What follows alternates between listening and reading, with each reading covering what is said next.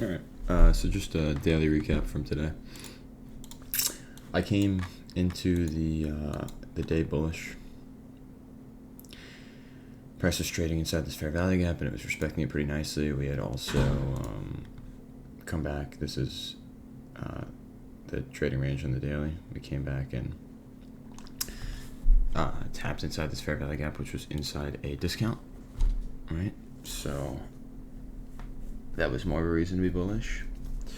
Now if I go down to the 4 hour, you'll see nice sweep on liquidity. Tapped into, yes, this fair value gap here was already tapped into. However, the consequent encroachment of it, the equilibrium of it, was not. So we tapped into that this morning with PPI. If I go to the 1 hour, right, you can see that sweep more clearly. Now, this sweep happens incredibly fast. On the 1 minute, you get a wick that looks like this too. It's not just the hourly, it's not just the 15 minute. It's the 1 minute, there's a wick like this. So pretty quick sweep on liquidity this morning, which made me a little bit hesitant for sure. Now, on the 1 minute, I was looking for, now, because of how this acted, the news here,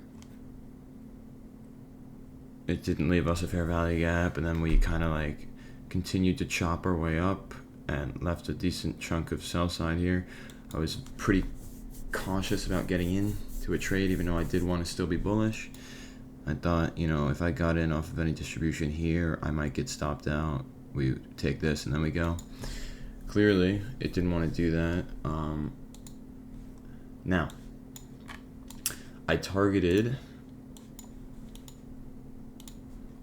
equilibrium of this trading range as my take profit, which obviously was the right call. Had I been in a trade, it lined up nicely with this hourly fair value gap. Now, because I had that as my take profit, that meant that getting in here, to me, at the time, just didn't seem viable. But I'm going to be honest with you, I'm okay with a 1-to-1. I really am. There's a higher chance it plays out anyway. Yes, you get lower reward, okay, but there's also lower risk involved. And this would played out very nicely. So there's something to that. I was hoping to get in off of like this fair value gap here if we would have taken, but it's what it is. Sometimes it doesn't play out like that. But the 1-to-1, you know what? Going forward, I'm going to be okay with. I'm going to backtest 1-to-1s as well. Just really not care about risk reward unless the risk reward is under 1-to-1. Then we're pushing it, right? I don't want to make less than I'm risking. So we're pushing it with anything less than a 1-to-1. But a 1-to-1 I'm okay with. And I'm going to start backtesting for that. So today would have been a nice 1-to-1 trade. Right? Obviously you have the distribution, back into a fair value gap, boom. So yeah.